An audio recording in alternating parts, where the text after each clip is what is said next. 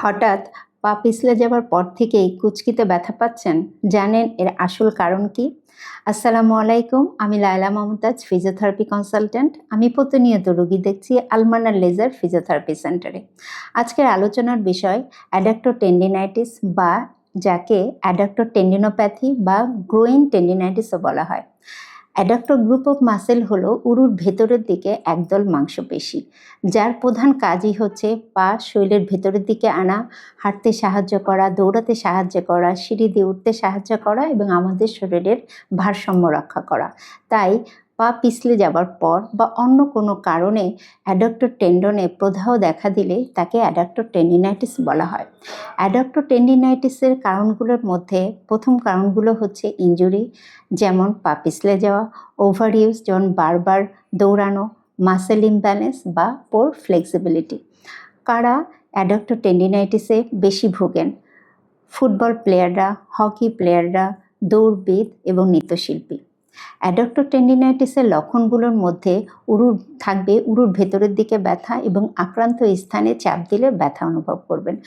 দৌড়ের পর, হাঁটার পর, সিঁড়ি দিয়ে ওঠার পর পা ভেতরের দিকে আনার পরে ব্যথা অনুভব করবে। অনেক সময় বসে থাকার পরে, কিছুক্ষণ বসে থাকার পরে বা দীর্ঘক্ষণ বসে থাকার পরে দাঁড়াতে গেলে ব্যথা করবে।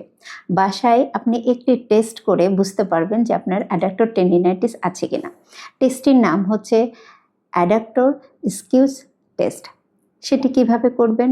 প্রথমে চিত হয়ে শুবেন, দুই পায়ের মাঝে বালিশ রাখবেন, দুই পা দিয়ে বালিশটাকে চেপে ধরবেন। যদি ওই উরুর দিকে, ভেতরের দিকে ব্যথা অনুভব করেন, তাহলে বুঝবেন যে আপনার অ্যাডাক্টর টেন্ডিনাইটিস হতে পারে।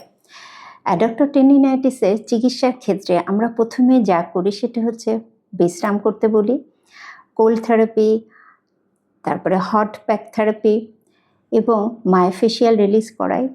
কিছু ইকুইপমেন্ট দিয়ে চিকিৎসা করি পেন কমানোর জন্য, যেমন আল্ট্রাসাউন্ড দিতে থাকি, আইএফটি দেই, প্যারাফিন ওয়াক্স থেরাপি দেই, বিভিন্ন ধরনের এক্সারসাইজের মাধ্যমে চিকিৎসা করে থাকি।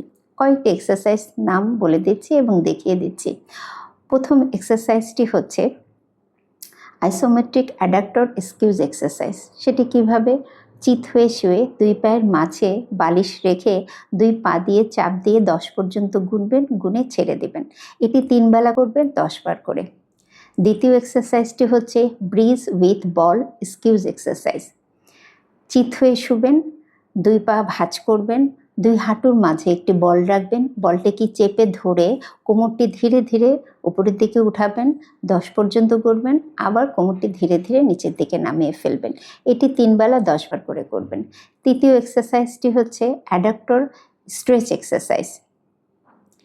প্রথমে বসবেন, দুই পায়ের পাতা একসঙ্গে রাখবেন, পিঠ সোজা রাখবেন, ধীরে ধীরে সামনের দিকে যাবেন, 10 পর্যন্ত করবেন, আবার পিছনে চলে আসবেন।